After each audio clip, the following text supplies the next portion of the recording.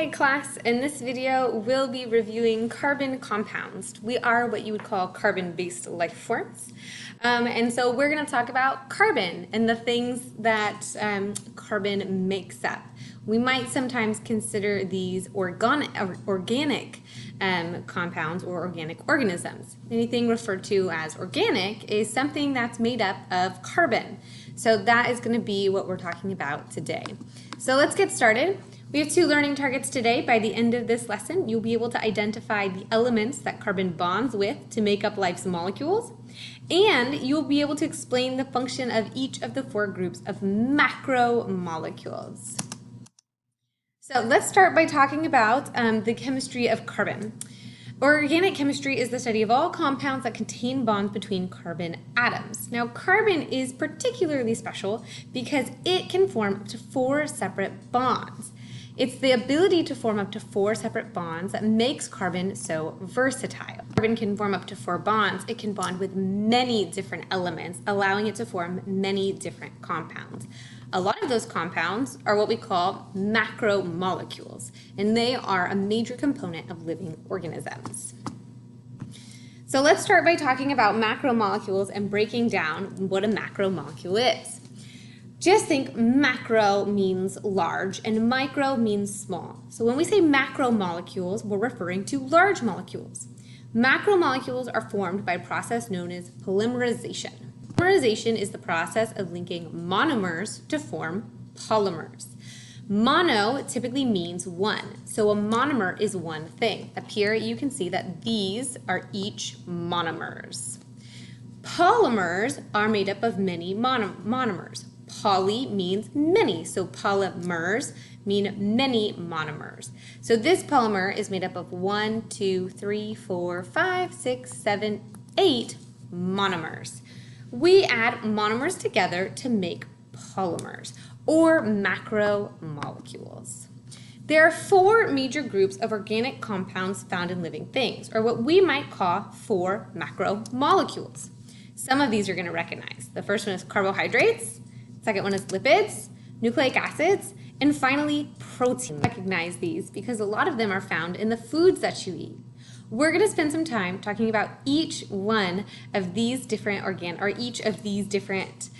organic compounds. And we're going to start with carbohydrates. When you think of carbohydrates, these are some things that might come to mind. Ice cream, muffins, sugars, breads, right? Carbs, carbohydrates. But carbohydrates are actually a major component of living organisms. They're essential for life, and they're a little more complex than just bread. So when we talk about carbohydrates, we are talking about energy molecules of life. Now, lots of these macromolecules provide energy in some way, shape, or form. Carbohydrates provide a specific type of energy, particularly when we talk about photosynthesis, which we'll talk about photosynthesis and cellular respiration a little bit later. Now, you'll see up here we've got the basic structure of a type of sugar, a carbohydrate.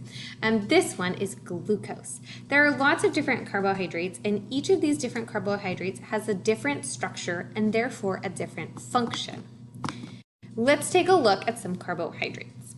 Carbohydrates are made up of building block molecules called sugars.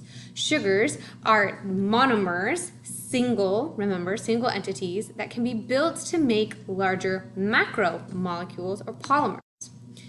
Many sugars together build some of our larger macromolecules. So again, we're going to take a monomer, sugar, and make polymers. So carbohydrates, specifically sugars, function in providing quick release energy. Again, lots of macromolecules are going to provide us with energy. Sugar provides us with a quick type of energy. It's also going to allow for energy storage. We can lock up some of this energy and use it later. In addition, it provides structure, and we'll spend some time talking a little bit about that structure later, but it also provides structure for plants too. For example, the cell wall is made up of cellulose. Cellulose is a type of carbohydrate. Examples of carbohydrates are going to be sugars, starches, and cellulose, but there's a few more that we can talk about later. You'll see I've got some examples. This is glucose up here. Glucose has the chemical formula of C6H12O6. You might not have that memorized now, but a little bit later, by the time we get to photosynthesis and cellular respiration, you're probably going to be extremely familiar with it. Then we have sucrose, which is what we will call a disaccharide, and I'll define disaccharide for you a little bit later. But sucrose is composed of 2 glucose molecules. Sucrose you might recognize as table sugar, or the white sweet powdery stuff you find at the table and in some of your sugary drinks.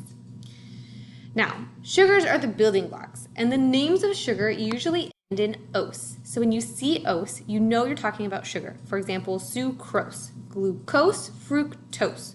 All of those end in "-ose", and all of them are types of sugars. Glucose is a simple type of sugar. Here it has 6 carbons, 12 oxygens, and 12 hydrogens and 6 oxygens. Then we have fructose. Fructose is a fruit-based sugar that you can find whenever you eat an apple or a strawberry or some other type of fruit. And then you have sucrose, which is a disaccharide composed of 2 glucose molecules. Additionally, you have maltose, which is what you can find in malted milkshakes. It's a type of malted sugar. Now, we can build carbohydrates by synthesizing them. To synthesize means to build. So if we want to build a carbohydrate, we can synthesize it. For example, we can synthesize sucrose. Oh, sorry, not sucrose, maltose. I think I kept saying sucrose. Two glucose molecules make maltose. If you want to make sucrose, you need glucose and fructose. So if you've been taking notes, I'm so sorry. I think I just realized I messed up there. So, but if we want to synthesize, in this case, maltose, we can do something called dehydration synthesis. To dehydrate something means to remove water, and to synthesize something means to build it. So if we dehydrate, we can synthesize. So dehydration synthesis. So we will take 2 sucrose molecules and dehydrate it by removing water, and then we will synthesize or build a maltose molecule. So we've got 2 glucose molecules here, and if we dehydrate them, then we can build maltose, which is a disaccharide. So mono means 1, di means 2, and poly means many. So if we have 1 sugar, it's a monosaccharide, which is a type of monomer. If we have 2 sugars, we have a disaccharide. And if we have multiple sugars over 2, we have a polysaccharide or a polymer. So mono means 1, saccharide means sugar, and di means 2. So similar to all sugars ending in ose, if you see saccharide, we're probably talking about a sugar as well. Now let's talk about building sucrose, which is table sugar. Sucrose is built from the 2 monomers or monosaccharides, glucose and fructose. It undergoes the same process, dehydration synthesis, in order to be built. Again, if you remove water here, you can then synthesize a new sugar. So take your glucose, take your fructose, and then you will make sucrose, which is the table sugar that you find on your table. And again, 1 sugar equals a monosaccharide, so we're combining 2 monosaccharides to make a disaccharide. So let's talk about larger carbohydrates. Like many of our sugars, larger carbohydrates are composed of multiple monomers. But our larger carbohydrates typically contain more than 2 monomers, and so we call these our polysaccharides. These are going to include things like starches. These are large carbohydrates. Starches are things that allow for energy storage in plants, so when you think starch, you probably think things like bread and potatoes or starchy type vegetables. For example, potatoes. Glycogen is another large carbohydrate. Glycogen allows for energy storage in animals, such as you and me, as well as other animals. You can find it primarily in your liver and your muscles. Cellulose is also a large polysaccharide, and it is what makes up the plant cell walls. In addition, we also have chitin. Chitin is a type of structure in arthropods and fungi that give it its more sturdy, kind of stable structure. We'll call this the exoskeleton. Now, So those are some examples of chitin, which is the exoskeleton in animals, certain arthropods, and if you want to call it an exoskeleton in fungi, you can, but it's not really. It's just there to provide structure. Okay, so let's talk about our big carbohydrates or polysaccharides. When we talk about energy storage, we can use starch to refer to energy storage in plants, and we can use glycogen to refer to energy storage in animals. You can see that there's lots of monomers in both of these starches and glycogens. And remember that if we have many monomers, we have a polymer. When we're talking about sugars, this polymer is called a polysaccharide. Now, the bigger the molecule, it's likely that there's more energy. There's more bonds to break, and where there's more bonds to break, there's typically more energy. So it makes sense that these big carbohydrates, such as glycogen and starch, have more energy than some of our smaller carbohydrates, such as glucose, sucrose, fructose, and maltose. But let's talk about the difference in digesting starch versus cellulose. Hopefully you already know that you cannot digest things like paper, for example. Paper is composed of cellulose. You can, however, digest starch. It has to do with your body's ability to break down the different bonds that are found in these substances. So, for example, you're able to digest starch, and that's because you have a special enzyme that can break up these bonds. These starches can be found in things like bread.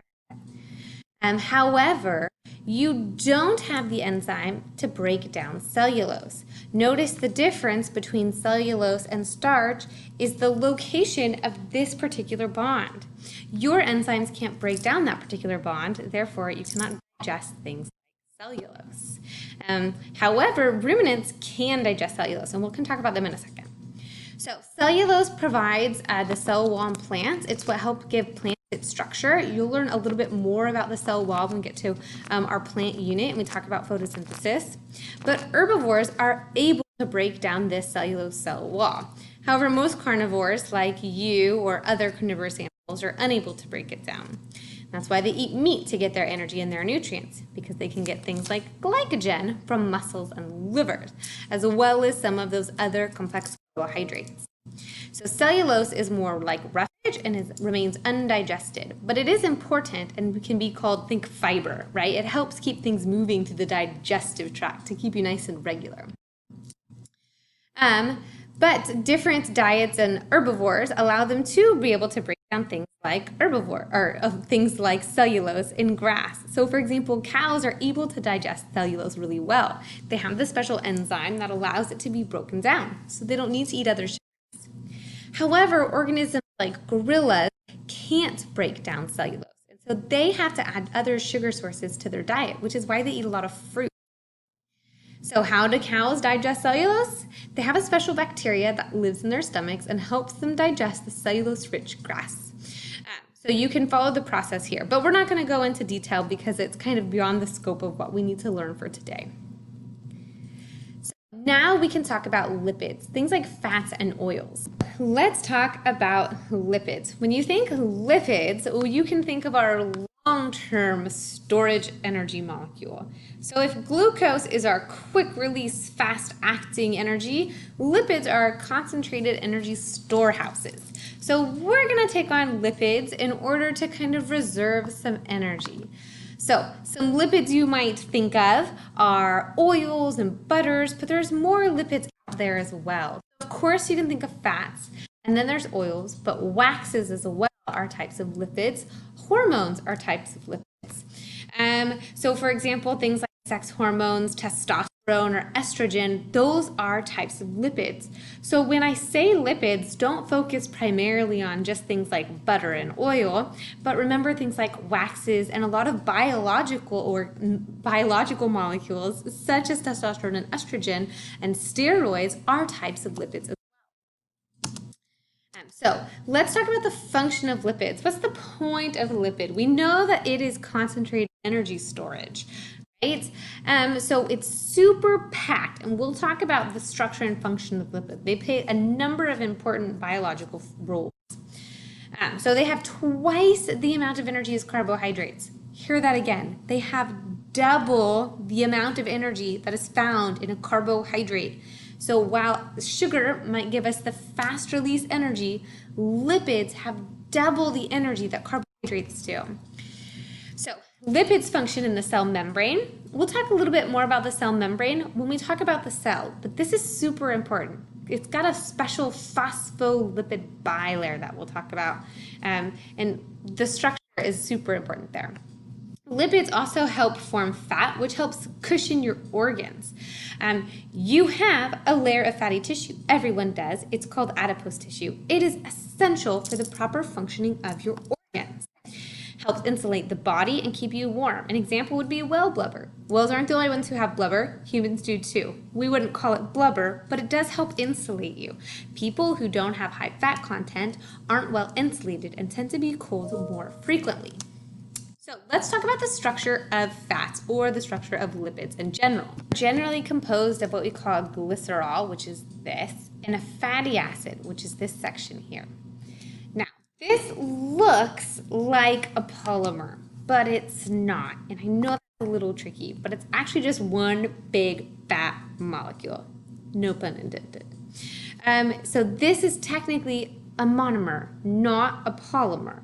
Please keep that in mind as we talk about the structure of lipids. So this, I'm going to erase these here. This glycerol is one section bonded to these fatty acid tails right here. So that's kind of the generalized structure of a molecule of fat. Now, fats have other structures as well, but when we think about a lipid, this is the basic structure that we're going to use. So most animal fats are saturated fats. And when we talk about saturated and unsaturated fats, we're talking about how many double bonds are located in those fatty acid tails that we just saw. So saturated fats are going to be those fats that are solid at room temperature because they lack double bonds. What this means is they are saturated with hydrogen at room temperature. The lack of double bonds allows these saturated fat molecules to compact closely together, which is what allows things like butter to be solid at room temperature. So, of course, limit these things in your diet because high amounts of saturated fats can contribute to heart disease. Now, unsaturated fats, on the other hand, have double bonds. The double bonds in these fatty acid tails cause kinks in the tails, which prevents them from packing tightly. They are unsaturated because they do not have as many hydrogens. They are not saturated or unsaturated with hydrogen bonds. These are going to be things like plants, vegetable, and fish fats. For example, different types of oils, like vegetable oils. These are liquids at room temperature because they can't pack as closely together. The fat molecules don't stick tightly together because of those double bonds. These are a better choice in your diet. So here you can see the structure. We've got saturated fatty acids here. They can compact closely together because they don't have any double bonds. They are saturated with hydrogen. Then you have your unsaturated fatty acids here. They have double bonds, so they can't pack as closely together, which causes them to be things like liquids at room temperature. So don't eat saturated fats. Enjoy your unsaturated fats. But there are other lipids in biology. It is tempting to talk only about the food-based things when we talk about macromolecules. But despite what you may think, you don't just eat macromolecules. They play important functions in your body as well. Cholesterol, for example, is a critical lipid. It's a good molecule and it's found in cell membranes. So cholesterol isn't inherently bad. Now, there is bad cholesterol and you can have high cholesterol, but cholesterol actually helps your body function properly. We'll talk about the cholesterol and its role in cell membranes later when we talk about cellular membranes. But one of the things it does is it makes hormones, which are also a type of fat. So again, don't think just food when you think lipids, think other biological functions as well. So too much cholesterol in the blood can lead to heart disease because it can clog arteries, but for the most part, cholesterol is generally considered a good and beneficial substance. We also have cell membranes that are made out of lipids. These create what is called the phospholipid bilayer. These phospholipids have a hydrophilic head part and a hydrophobic tail part. The hydrophilic head part likes water and the hydrophobic tail part is scared of water. But we'll talk a little bit more about this phospholipid again when we talk about cellular membranes. It is important though because this allows the cell to form a barrier between the inside and the outside of the cell. Okay, so we've talked about carbohydrates, our quick release energy storage, and we talked about lipids, our concentrated long-term energy storage, and now we need to talk about proteins. Again, another one of those things that you might associate with food products. Don't let the food deceive you. Proteins are another one of those molecules that play an important role biologically speaking as well. Proteins are a multi-purpose molecule. What that means is they actually do a lot of stuff for our body. Anything from helping control hormones to movement, right? Building the muscles, allowing you to lift heavy objects. So, for example, we've got muscles, primarily proteins, skin, hair, fingernails, claws, if maybe you're a predator, right? Things like collagen and keratin, that's all proteins. Pepsin is a type of protein. We can talk about pepsin a little bit later, but it's a digestive enzyme found in your stomach. Now, talking about enzymes is going to be critical. Enzymes are a type of protein, and we'll spend a lot of time on enzymes, so keep that in mind as we move forward. Insulin, for example, is a type of protein. Insulin is the hormone that controls blood sugar levels and is related to things like diabetes. So these are all different types of proteins that play different roles in your body, and you don't necessarily consume them. Yes, you do eat proteins, and consuming protein is important, especially for building up things like muscles. But proteins play an important role in your body as well. So they have lots of different functions. Some of these functions include helping regulate hormones. They allow signals from one body system to the other body system. For example, something like insulin. They help with movement. For example, your muscles and muscle contractions. They help with your immune system and your immune response, which helps protect you against things like germs. And they can be enzymes, and enzymes are critical for a number of different biological functions. The ones we'll talk about in our next lesson are going to be those that help speed up reactions. So let's talk about the building blocks of a protein, because proteins are kind of complex. Proteins are made up of these things called amino acids.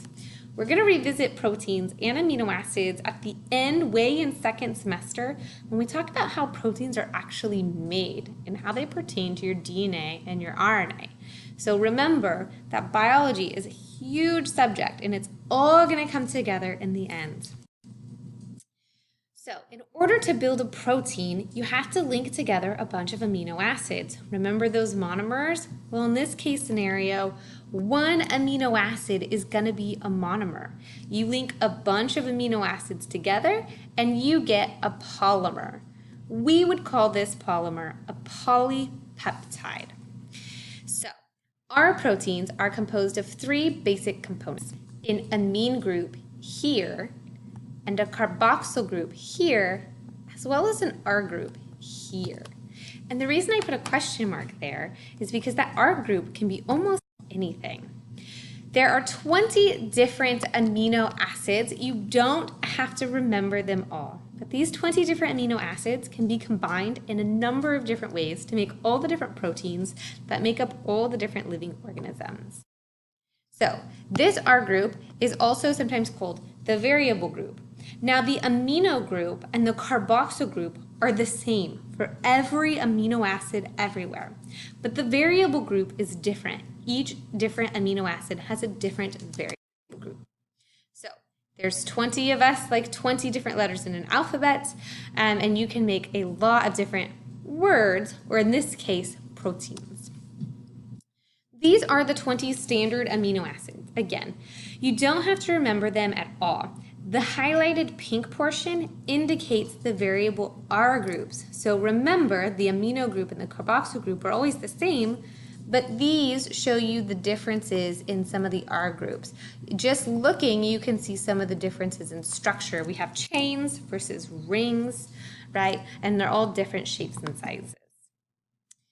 Now, When it comes to protein, amino acids get chained together with what's called a peptide bond into a polymer, right? Poly, mini, mer, so a larger molecule. So for example, amino acid plus amino acid plus amino acid. But each amino acid is different, and remember, there's 20 different kinds. So some like water and dissolve in water, which makes them hydrophilic, and some fear water and makes them hydrophobic, which means they separate from water. You can think about it like mixing food dye with water versus mixing water and oil. If you mix water and oil is a lipid, and so the water and the oil separate out.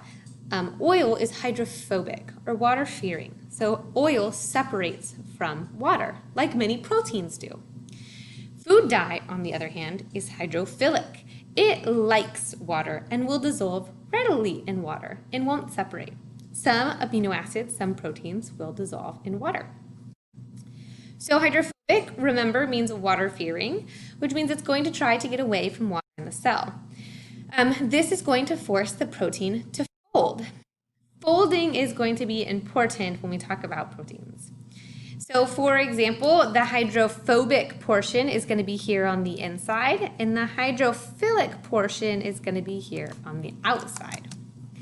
Now, the same thing is true. Hydrophilic, the water-loving amino acids try to stay in the water in the cell, causes the protein to fold. Again, the hydrophilic, water-loving amino acids are on the outside, and the hydrophobic, or water-fearing amino acids, are on the inside.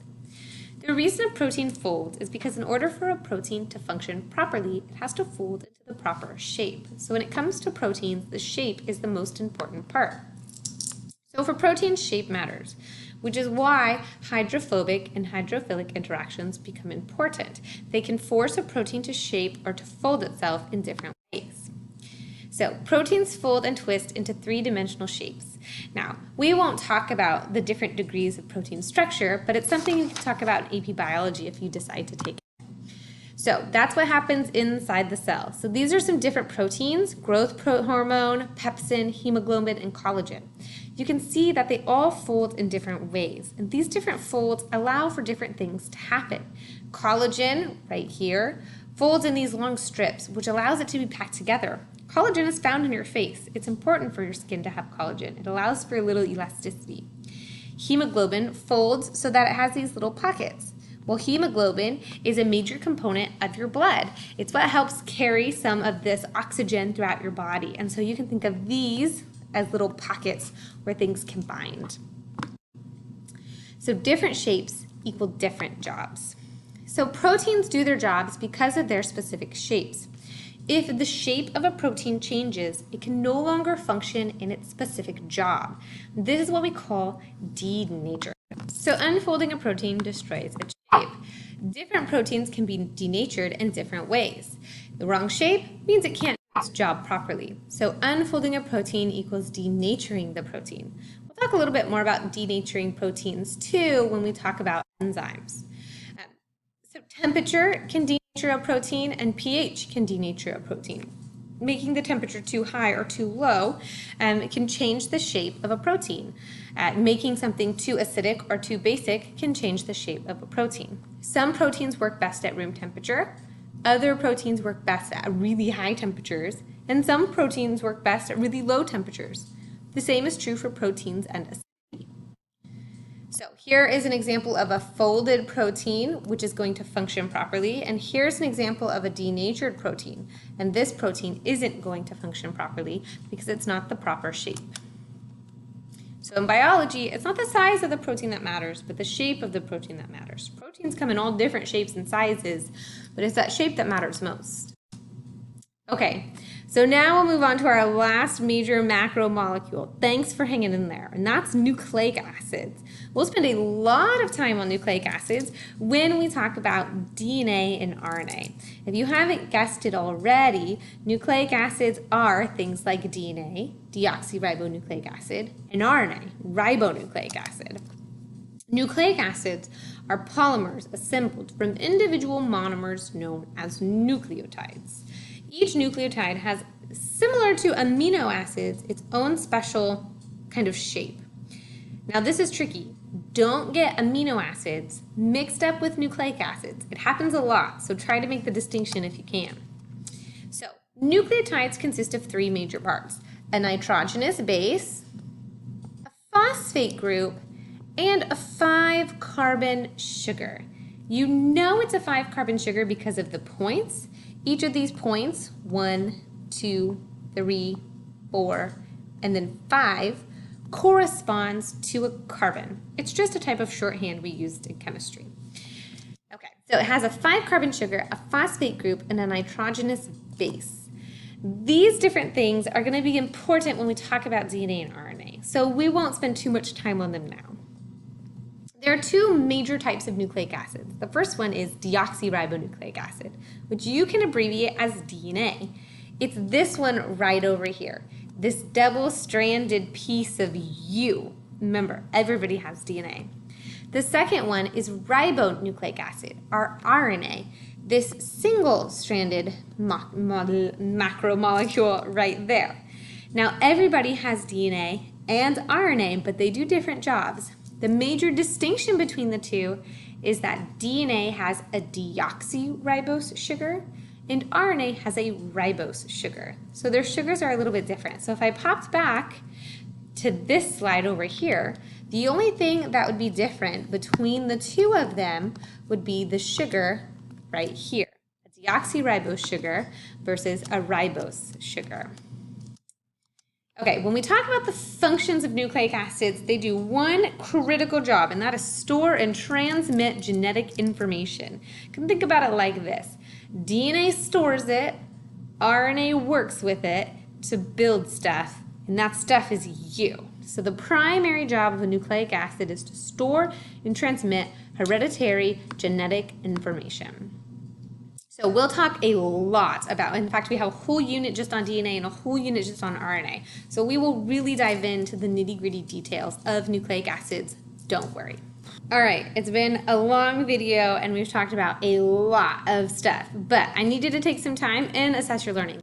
Can you identify the elements that carbon bonds with to make up life's molecules? And can you explain the functions of each of the 4 groups of macromolecules? Remember, we talked about carbon and how it does what it does, and we talked about things like lipids, carbohydrates, nucleic acids, and proteins, all of which have carbon at their base. So, if you need additional help, feel free to watch this video again, look over your notes from class, or check out your textbook. In the meantime, let me know if you have questions, and have a great day.